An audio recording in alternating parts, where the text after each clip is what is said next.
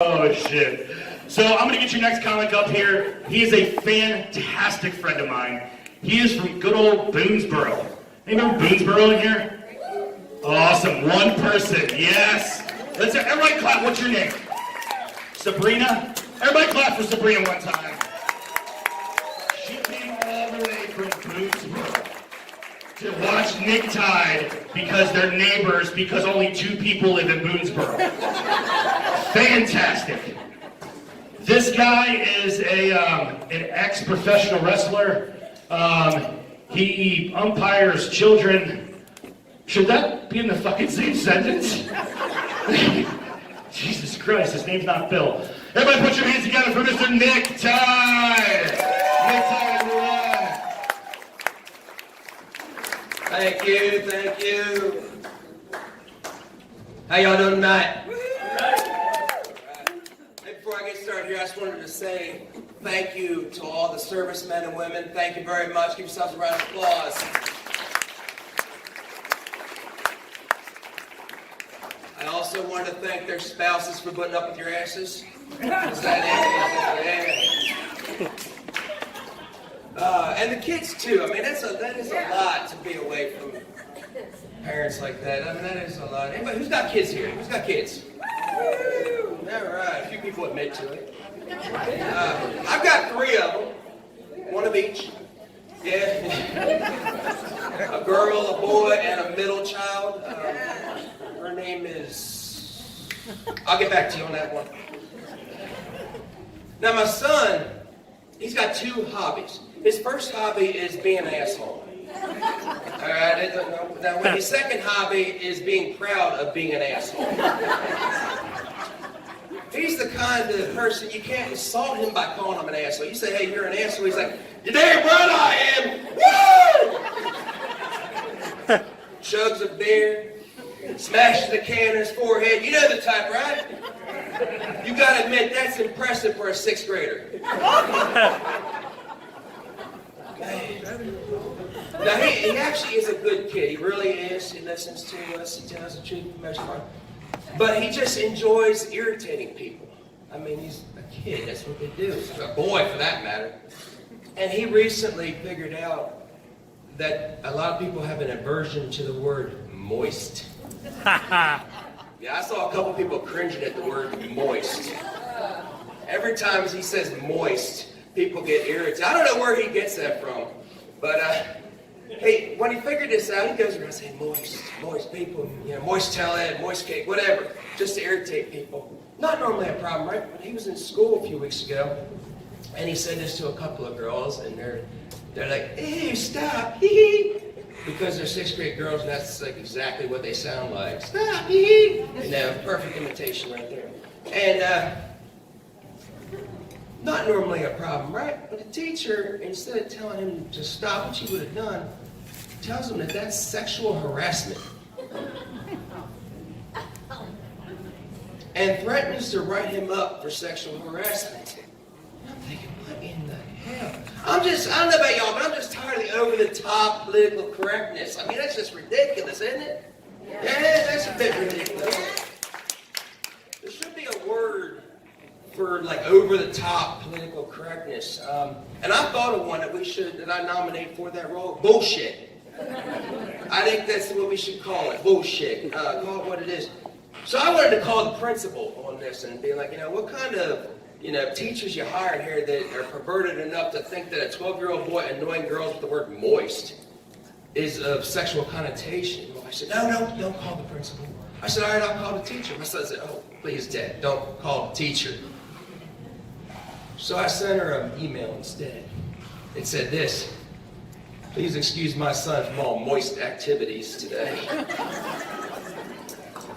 I did not get a reply by email. However, I did get a restraining order and a court date.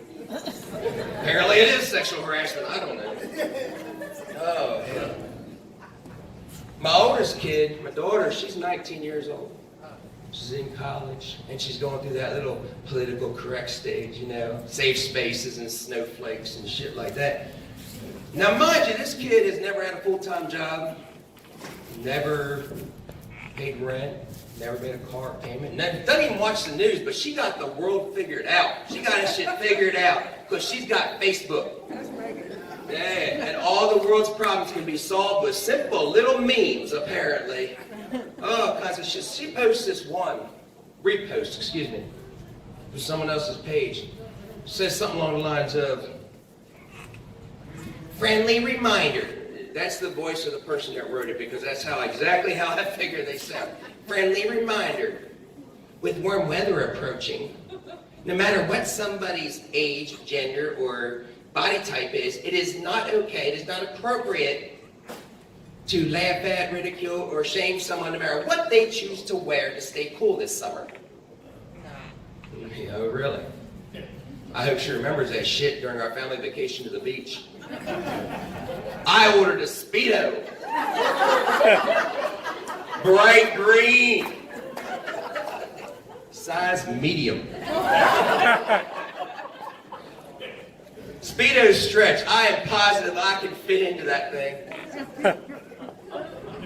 Not so much confidence about staying in it. And I ain't waxing neither. For me, that ain't gonna happen. My big old hairy belly hanging out there over the top. About 3 or 4 inches of butt crack showing in the back. One testicle just bulging out the leg hole.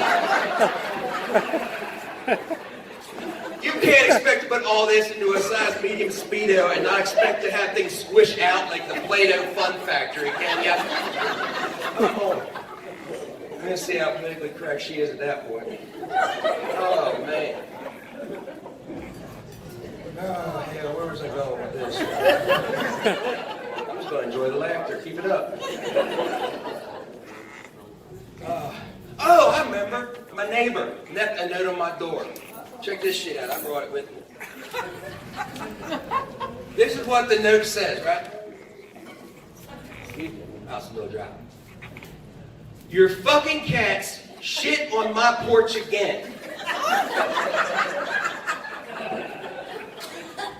Now, what this neighbor is probably trying to portray to me is that these cats, which he apparently is not very fond of, have defecated on his property. However, grammar is important. One grammatical error can completely change the entire meaning of what you're trying to say. In this particular case, he chose the wrong form of the word your. He spelled it Y-O-U''R-E. This is a contraction. This means you are. I'll read this note again. You are fucking cats. That some bitch just accused me of bestiality.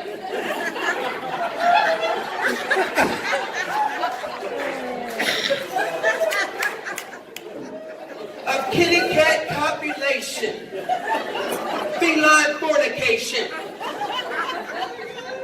He accused me of pussycat penetration. What the hell's wrong with him? You are fucking cats. Shit on my porch again. He is not requesting, but demanding a fecal sample be left at his front door. He wants me to poop on his stoop.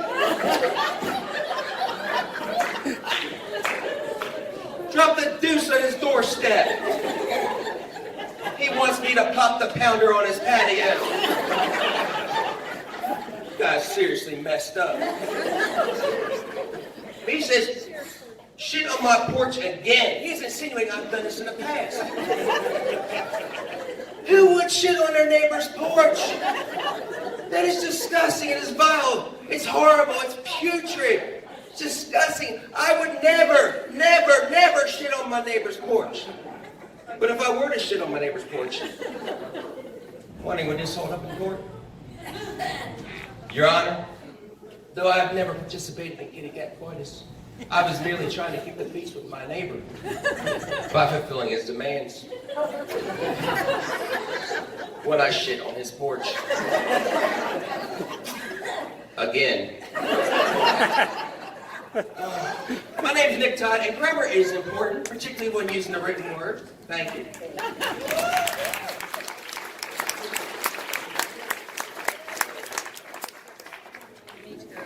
The Cub Scouts have a policy that states that no scouts are to be left alone with a single adult volunteer. There is always to be 2 or more adults present. This policy is called 2D. Thank you, Cub Scouts, for writing that one. They do not find it funny nor amusing when you choose the wrong form of the word to and spell it T-O-O, because this takes it from a statement, from a policy meant to protect you, to a statement of your dissatisfaction with the overzealous and excessive penetration. Now, I don't want y'all to think that I'm a grammar Nazi. I don't go around correcting people's grammar. No, I don't do that. But if you're going to be on Facebook and be mean, particularly if you insult someone else's intelligence publicly, be prepared. I will check your paper and give it back to you for corrections. And just think about how you're going to feel when someone from Boonesboro, Maryland corrects your English. You're going to feel dumb. D-U-M, dumb. I'm often asked, well, if you're from Boonesboro, Maryland, where's that hillbilly accent come from? Alcohol. It's true, the more I drink, the more hillbilly I become. I'm like 2, maybe 3 drinks away from calling up my cousin and being like, what you wearing?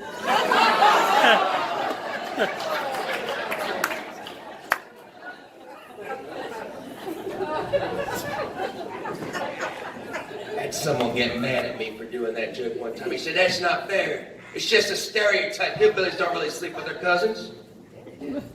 I said, apparently you don't know my family. It was down in Tennessee. My second cousin got knocked up when she was 16 years old. And the father was my third cousin, who was 30 years old. Yeah. And the family applauded him for doing the right thing when he married her. Which is funny, because I always thought doing the right thing was, not fucking your 16-year-old cousin. That's a good start. Right? Oh, hell. Oh, man. Yeah, it's an interesting thing down there. We go down there every once in a while. It's been a while since I've been down there. We go down there and visit the cousins and stuff, and it's like a big to-do. We got family coming from far and wide. Like, we're going to go see your cousins. Which ones? The ones with teeth?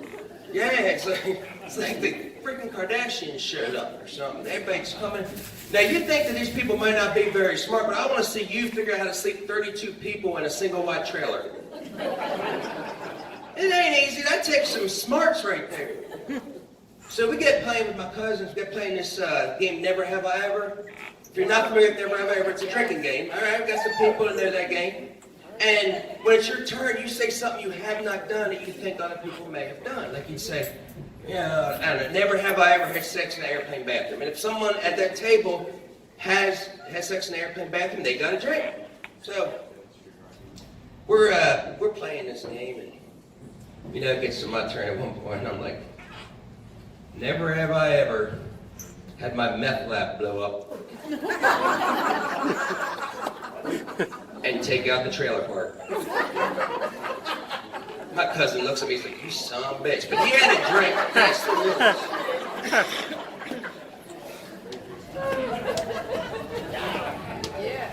So it gets to my cousin's turn, and he's like, oh, I got him. Never have I ever graduated to 8th grade. You got a drink. Like, you got me there, Bubba. It goes back and forth a couple of times, and at one point he said, never have I ever had, my cousin says, never have I ever had to bail my aunt out of jail for DUI on a handicapped scooter. And I'm about to take a drink, and then I'm thinking, but we're talking about your mother, right, Bubba? He said, that don't matter. You got a drink. Can't argue with that shit. Oh, hell. All right. I'm going to leave you with one thing here before I go. My time's just about up here. But I've been married for 20 years. My lovely wife is sitting right over there by herself.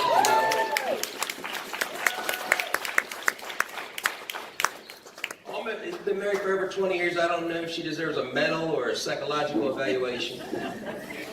But I'm going to let y'all in on our little secret to success, how we stayed happily married for 20 years, all right? This is good for old couples, new couples, people that don't even have somebody yet. Pay attention, all right? We have what is called, we call a semi-open relationship, all right? Now, what that means is she gives me permission to have sex with just one other person. That's right. Whenever she's not in the mood, she tells me to go fuck myself. All right.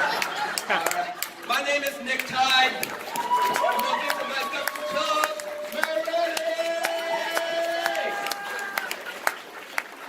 Oh my God. I never thought Larry the Cable Guy's cousin could be so goddamn funny.